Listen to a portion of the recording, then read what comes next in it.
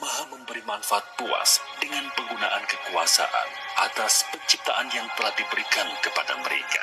Yang Maha Bijaksana kemudian berpesan, mereka boleh melanjutkan penggunaan akan kekuasaan tersebut.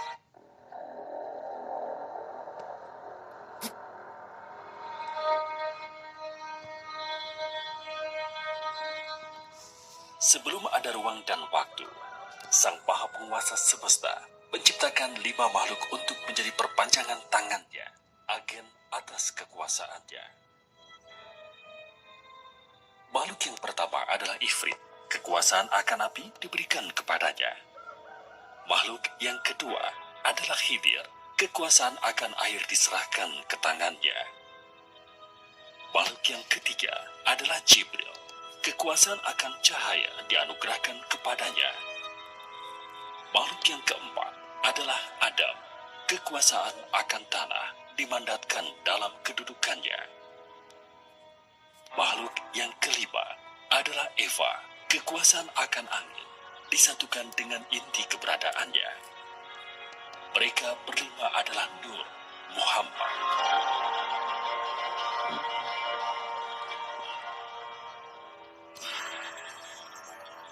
Sang Maha memerintah, kemudian menyampaikan kehendaknya kepada mereka untuk menciptakan sebuah dunia yang berbeda dari alam rohani tempat mereka sekarang berada. Dengan kekuasaan yang diberikan Yang Maha Pencipta, yang tiada bandingannya, kelimanya bekerja sama, memanfaatkan ilmu dan kekuasaan yang telah diberikan kepada mereka.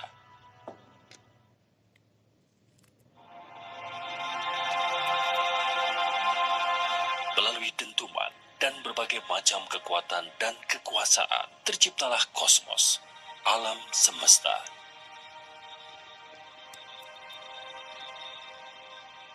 Yang Maha memberi manfaat puas dengan penggunaan kekuasaan atas penciptaan yang telah diberikan kepada mereka. Yang Maha Bijaksana kemudian berpesan, mereka boleh melanjutkan penggunaan akan kekuasaan tersebut, tetapi jangan sekali-kali bermain-main dengan roh, esensi utama yang menyusun eksistensi mereka di alam rohani. Nur Muhammad mendengar dan menerima perintah tersebut.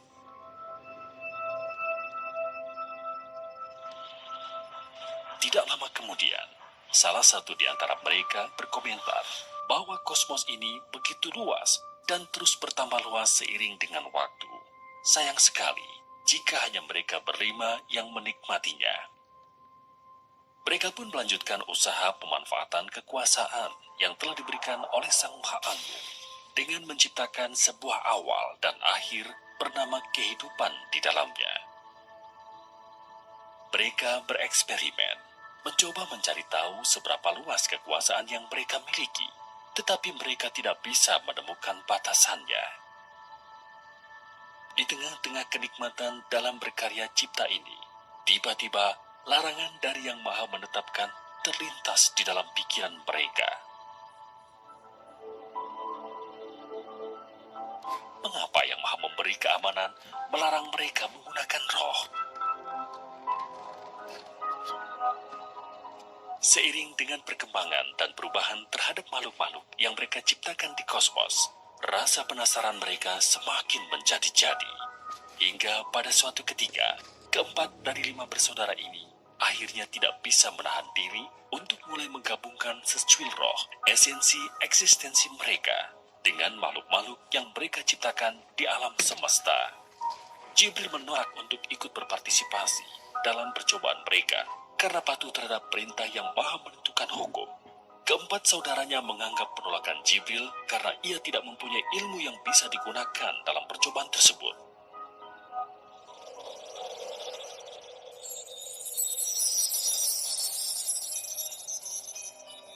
Setelah mencoba, mereka berempat sangat gembira mengetahui kombinasi 2 hal yang berasal dari 2 dunia yang berbeda, menciptakan makhluk-makhluk baru yang unik, berbeda dengan semua makhluk yang pernah mereka ciptakan sebelumnya. Mereka pun melanjutkan proses penciptaan alam semesta dengan melakukan berbagai macam eksperimen menggunakan roh mereka sendiri sebagai satu bahannya. Sang Maha mengetahui sadar akan hal ini. Jibril kemudian bertanya kepadanya, "Mengapa Yang Maha Melihat membiarkan keempat yang melanggar peringatannya? Sang Maha menghendaki ingin menciptakan pemimpin atau khalifah di alam semesta." Jibril kembali bertanya, "Mengapa Sang Maha Bijaksana ingin mengisi alam semesta dengan makhluk yang tercipta dari kontradiksi dan dualitas tersebut? Bukankah mereka hanya akan saling menyakiti dan menghancurkan?" Sang Maha memuliakan makhluknya menjawab, "Jawaban atas pertanyaan tersebut harus Jibril cari tahu sendiri." Ketika percobaan yang dilakukan oleh Ifrit, Khidir, Adam, dan Eva hampir sempurna untuk menciptakan makhluk yang identik dengan karakteristik mereka, tiba-tiba Yang Maha Tinggi memanggil mereka semua untuk berkumpul, termasuk Jibril. Sang Maha menghitung segala sesuatu, kemudian memerintahkan mereka berempat yang sejatinya diciptakan sejajar untuk sujud kepada Adam. Mereka semua mematuhi perintah yang diberikan Sang Maha Kuasa, kecuali Ifrit. Ketika ditanya, mengapa ia tidak mematuhi perintah Yang Maha Pengasuh, Ifrit menjawab, karena ia lebih mulia daripada Adam, karena ia diciptakan dari api, sementara Adam diciptakan dari tanah. Karena jawabannya tersebut, Ifrit pun diusir dari alam rohani untuk turun ke alam nyata.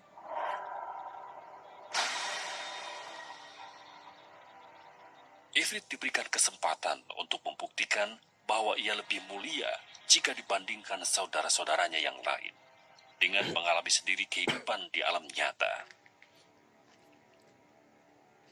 Setelah selesai menguji Ifrit, Yang Maha Besar kemudian menguji keempat Nur Muhammad yang tersisa dengan mengiming-imingi kekuasaan yang lebih besar dari yang telah mereka miliki saat ini.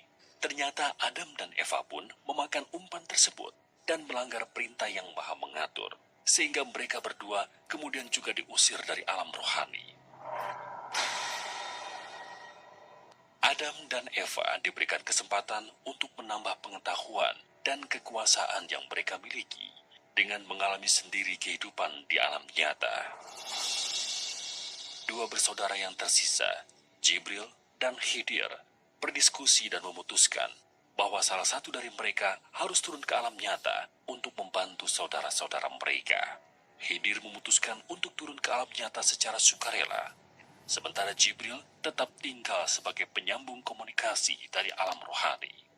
Keputusan ini memastikan Jibril mampu berkomunikasi dengan Khidir, sehingga petunjuk-petunjuk yang diberikan Yang Maha Pemberi Petunjuk bisa diterima di alam nyata.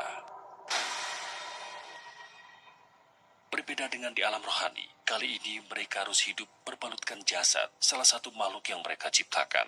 Sebuah gabungan antara roh dengan jasmani yang telah mereka modifikasi. Terdapat begitu banyak dorongan yang disebabkan tubuh jasmani tersebut yang belum pernah mereka rasakan sebelumnya. Hal ini menjadi tantangan tersendiri bagi mereka berempat. Di samping itu, terdapat juga rasa permusuhan dan saling menyalahkan di antara mereka atas pengusiran dari alam rohani tersebut. Mereka tidak menyadari bahwa di alam diri mereka saat ini terdapat 7 lapisan,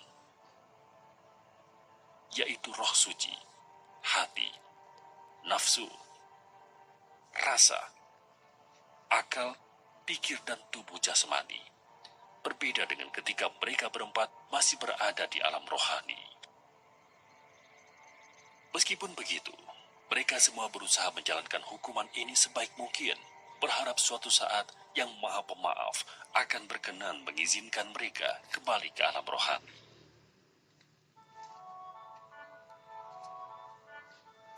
Setelah beberapa waktu, turunlah perintah dari Yang Maha Menyeimbangkan bahwa mereka harus berkembang biak dan mengisi alam nyata dengan anak-anak mereka. Pada awalnya, perintah tersebut tidak menjadi masalah bagi mereka. Secara perlahan-lahan namun pasti, mereka berhasil membimbing anak-anak mereka bagaimana cara bertahan hidup di dunia yang keras.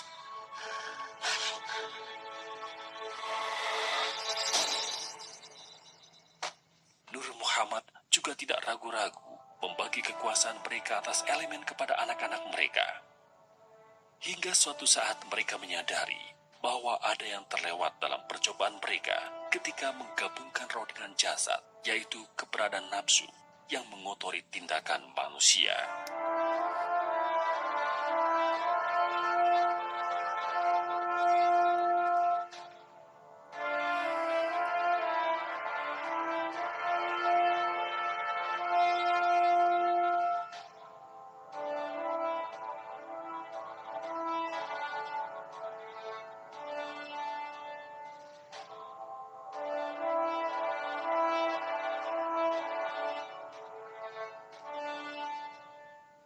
Anak-anak mereka, makhluk yang mereka sebut manusia, memiliki kecenderungan untuk dikendalikan dorongan tubuh jasmani mereka daripada rohnya.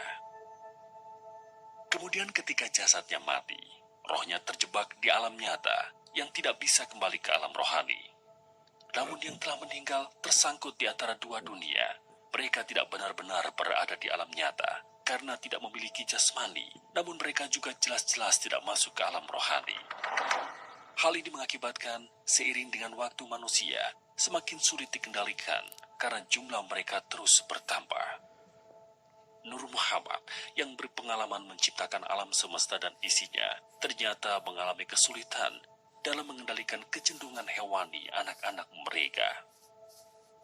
Menanggapi hal tersebut, masing-masing Nur Muhammad dengan cara mereka sendiri memodifikasi sebagian ruang dan waktu di alam nyata untuk menciptakan kantung-kantung dimensi sebagai tempat sementara bagi roh-roh tersebut.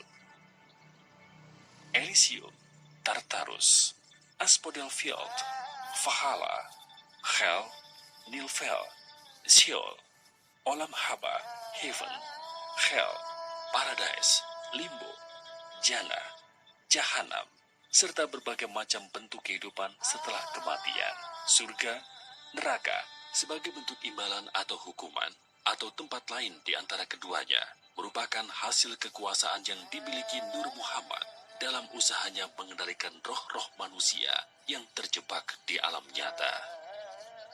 Tetapi hal ini hanyalah sebuah solusi jangka pendek yang tidak menyelesaikan permasalahan. Berbeda dengan Nur Muhammad, manusia tidak memiliki daya yang cukup untuk melihat dengan jelas kekuasaan yang Maha Pencipta dalam segala hal, termasuk keberadaan alam rohani yang sebenarnya. Oleh karena itulah, kantung-kantung dimensi di alam nyata, atau bisa juga disebut alam fana, pada akhirnya seringkali disalahpahami sebagai alam rohani yang sebenarnya.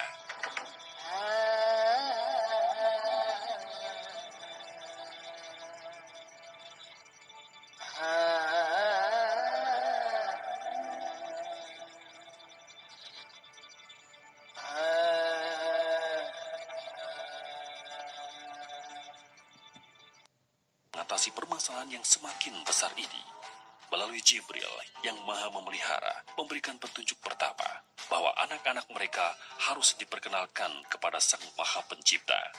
Nur Muhammad pun akhirnya memikirkan berbagai macam cara untuk melakukan hal tersebut. Ifrit menunjukkan kedahsyatan api yang dapat melindungi manusia dari kerasa dunia, sekaligus menghancurkan manusia dalam memperkenalkan kekuasaan yang maha menghidupkan dan maha mematikan. Khidir mengajarkan akan kehidupan yang hanya mungkin terpelihara karena adanya air yang mereka minum, dalam memperkenalkan kebijaksanaan yang maha memelihara. Adam memperlihatkan kemuliaan bumi dan tanah yang mereka injak dalam memperkenalkan keluhuran yang maha pemurah. Eva memberikan pemahaman akan kelembutan sekaligus kekejaman udara yang mereka hirup dalam memperkenalkan keadilan yang maha nyata sekaligus gaib. Usaha memperkenalkan umat manusia kepada Sang Maha Pencipta berlangsung hingga puluhan ribu tahun. Akibat situasi yang menyebabkan mereka diusir dari alam rohani, Nur Muhammad lebih suka bekerja sendiri-sendiri. Di setiap siklus pengenalan akan Yang Maha Pencipta yang mereka lakukan dengan cara mereka sendiri-sendiri, manusia memang menjadi lebih terkontrol karena melihat sosok Nur Muhammad secara langsung. Tetapi begitu waktu berlalu dan ditinggal untuk berusaha sendiri, manusia selalu kembali pada kekacauan dan kerusakan. Bahkan, sebagian justru menyembah Nur Muhammad daripada Yang Maha Kuasa yang sebenarnya. Untuk menghindari pengkultusan tersebut, Mereka mulai menggunakan sosok manusia khusus sebagai lewatan dalam menyampaikan ilmu kepada umat manusia. Sosok manusia tersebut sebagian kita kenal dengan sebutan nabi atau rasul. Jika satu cara tidak berhasil, maka akan dilakukan modifikasi dan melakukan pendekatan baru. Tidak jarang Nur Muhammad juga harus menekan tombol reset, menghancurkan kebudayaan manusia yang dianggap terlalu menyimpang agar bisa memulai proses tersebut dari awal. Itulah sebabnya terdapat jutaan agama dan kepercayaan di sepanjang sejarah umat manusia. Sebagian masih hidup dan dilaksanakan, sementara sisanya sudah hilang di telan waktu. Agama Islam yang dilewatkan melalui Nabi Muhammad, yang kemudian berkembang dalam berbagai versi, merupakan hasil kolaborasi dari Khidir dan Jibril. Agama Kristen, Katolik, dan segala bentuk turunannya yang menjunjung tinggi Kristus dan cinta kasih merupakan hasil kolaborasi Hawa atau Eva dan Jibril. Agama Hindu dan berbagai bentuk kejawen, serta berbagai tradisi yang mengajarkan kemuliaan kepada manusia melalui cerita kepahlawanan merupakan hasil kolaborasi Adam dan Jibril. Agama Konfusius, Buddha, dan berbagai ajaran berbau ateisme yang mengajarkan kemuliaan kepada manusia tanpa secara eksplisit harus menyembah dan mengakui keberadaan Sang Pencipta merupakan hasil kolaborasi antara Ifrit dan Jibril. Dalam semua contoh ajaran kebaikan tersebut, Jibril hanyalah berfungsi sebagai kolaborator Nur Muhammad yang ada di alam nyata dalam berhubungan dengan Allah. Setelah melakukan berbagai pendekatan dan usaha yang tidak terhitung, Nur Muhammad tidak pernah berhasil mengantarkan satupun roh anak-anak mereka kembali ke alam rohani.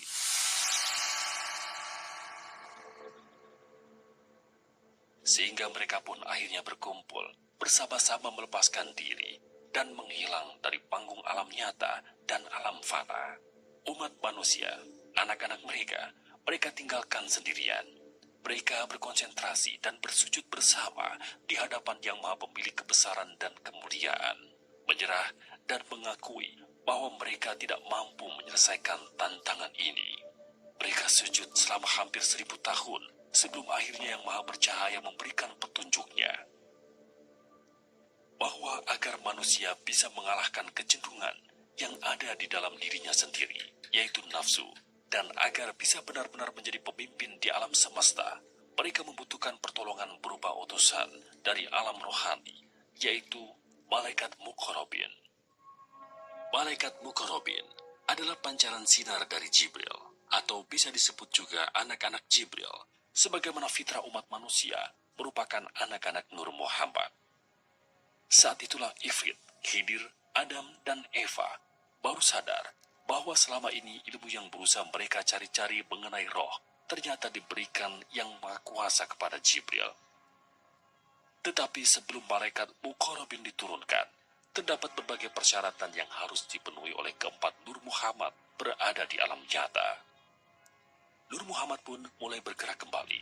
Kali ini mereka bersama-sama bekerja sebagai satu kesatuan, seperti ketika pertama kali mereka menciptakan kosmos. Mereka memilih laboratorium untuk mulai melaksanakan perintah Yang Maha Esa tersebut di Tanah Jawa, sebuah tempat yang saat ini dikenal sebagai bagian dari Indonesia. Mengapa di Tanah Jawa? Pertama, karena tempat ini adalah tempat mereka berkumpul bersama untuk bersujud menyembah kepada Yang Maha Mulia. Kedua, karena ketika Nur Muhammad sedang bersujud bersama-sama di hadapan Yang Maha Kekal atas kehendaknya, Tanah Jawa ternyata telah menjadi tempat di mana terdapat campuran dari segala macam agama dan kepercayaan milik mereka berempat ketika mereka sedang bekerja sendiri-sendiri. Di Tanah Jawa, Nur Muhammad dikenal dengan sebutan Sedulur Papat Kalimo Pancer. Sedulur Papat mengacu kepada keempat Muhammad yang saat itu berada di alam nyata, orang tua rohani seluruh umat manusia, sementara Kalimo Pancer mengacu kepada Nur, cahaya, alias Jibril di alam rohani. Kali ini pun langkah pertama mereka adalah membawakan seluruh ajaran mereka tersebut dengan pendekatan kasih sayang, ibarat berusaha mengambil ikan tanpa mengeruhkan airnya, melalui orang-orang pilihan mereka yang dikenal dengan sebutan Wali Songo. Nur Muhammad membagi tugas utama yang perlu dilakukan menjadi 3. Pertama, Ifrit dan Hidir bertugas mengambil kembali segala bentuk ilmu kesaktian yang terlanjur mereka bagi kepada anak-anak mereka di masa lalu dan sudah dimodifikasi atau dicemari sehingga tidak sesuai dengan tujuan awal semua itu diberikan. Itulah sebabnya, seiring dengan waktu, semakin tipis mistisisme yang ada dalam umat manusia karena sumber energi kesaktian tersebut sebagian besar sudah diambil kembali oleh Ifrit dan Hidir. Kedua, Adam dan Eva bertugas meningkatkan ilmu dan sumber daya yang dimiliki oleh umat manusia dengan pendekatan yang tidak menggunakan ilmu kesaktian, terutama agar tidak melibatkan roh sebagai sumber energinya. Itulah sebabnya, beberapa abad terakhir, manusia mengalami kemajuan yang pesat di bidang ilmu pengetahuan dan teknologi. Sementara itu, Jibril bertugas mempersiapkan anak-anaknya, malaikat Muqarrabin, agar bisa menjadi rasul sebagai lewatan ilmu kebenaran. Lewatan yang maha memberi manfaat dalam membimbing umat manusia agar bisa menang melawan musuh besarnya, yaitu nafsu yang ada di dalam diri mereka sendiri. Setelah semua persyaratan tersebut dianggap cukup, dimulailah proses pengadilan rohani. Nur Muhammad diperintahkan untuk bersama-sama memproses cukup satu saja individu manusia agar memiliki kualitas tertinggi yang bisa mereka capai dengan tujuan memudahkan malaikat Muqarrabin agar bisa berinteraksi dengan manusia, hidup ataupun mati. Proses pembimbingan secara manual terhadap individu tersebut akan digunakan sebagai standar operasi untuk proses otomatis ketika malaikat Muqarrabin sudah turun nantinya. Dalam kesempatan yang sama, umat manusia didefinisikan, dikategorikan, dan diukur kualitasnya di hadapan yang maha tinggi. Standar yang digunakan adalah keikhlasan seorang manusia dalam menghadapi takdir yang ditetapkan kepadanya di dunia, yang tercermin dalam keputusan-keputusan yang ia ambil di dalam sandiwara kehidupan.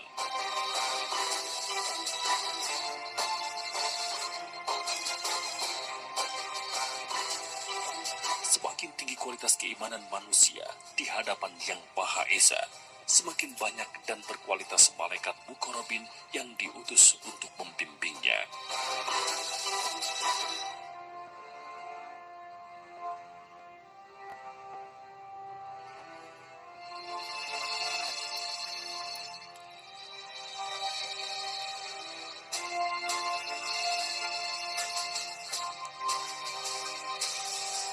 Dari pengadilan rohani, Nur Muhammad mengklasifikasikan tingkat keimanan manusia menjadi 20 tingkatan, dengan level 1 tertinggi, sementara level 20 terendah.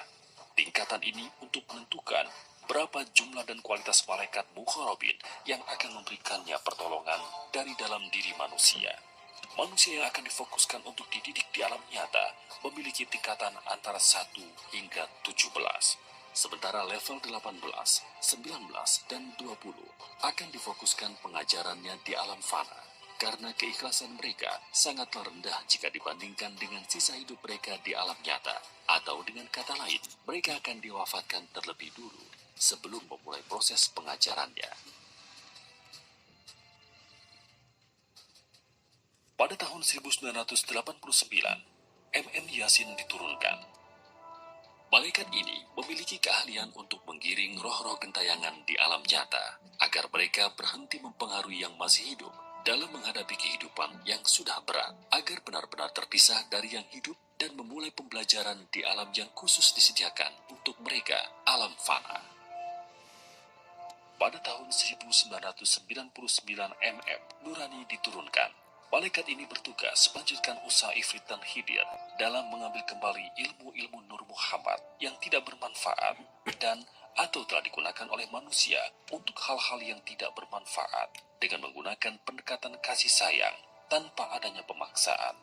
MM Nurani kemudian mengembalikan ilmu-ilmu tersebut kepada Nur Muhammad. Dalam mengerjakan tugasnya, MM Nurani berkolaborasi dengan MM Yasin. Pada tahun 2005, MM Lumah diturunkan. Malaikat ini memiliki keahlian dan kemampuan untuk mengajarkan manusia bagaimana memahami ilmu maksud dan tujuan Allah dalam menguji manusia melalui kehidupan.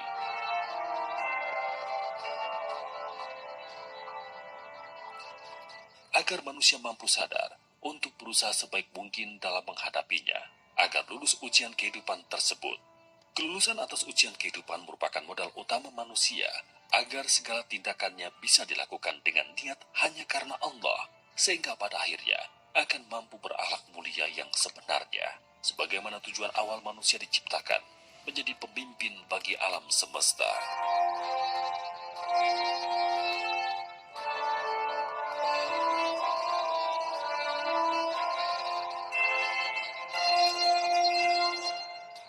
Pada tahun 2016, Syariat diturunkan. Malaikat ini memiliki energi dan keahlian untuk menggerakkan manusia agar mampu hijrah dari kecenderungan untuk berbuat baik dan buruk yang sifatnya relatif di hadapan sesama manusia, menjadi kecenderungan untuk berbuat benar yang sifatnya absolut di hadapan Yang Maha Mulia. Dalam melakukan tugas mereka, Lumah berkolaborasi dengan Syariat.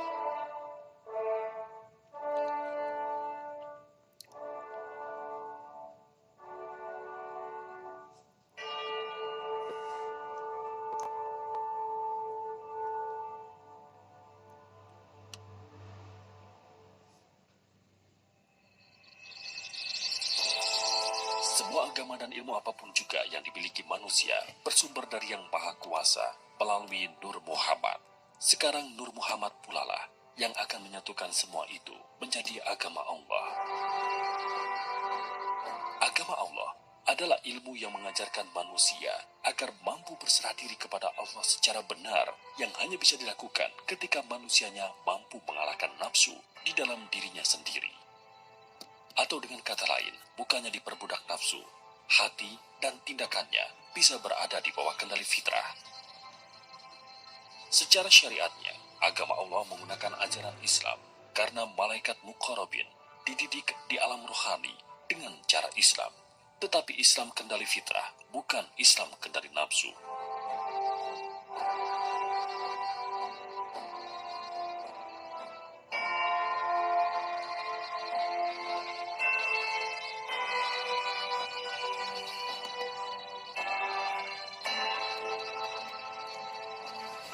Masa inilah yang sejatinya disebut sebagai masa kejayaan dan kebangkitan Islam, di mana Islam benar-benar menjadi rahmatan lil alamin, rahmat untuk seluruh alam. Allah, Zat yang Maha Merencana, sesuai di dalam surat An-Nasr. Apabila telah datang pertolongan Allah dan kemenangan, dan kamu lihat manusia masuk, maka bertasbihlah dengan memuji Tuhanmu dan memohonlah ampun kepadanya. Sesungguhnya Dia yang Maha Penerima Taubat.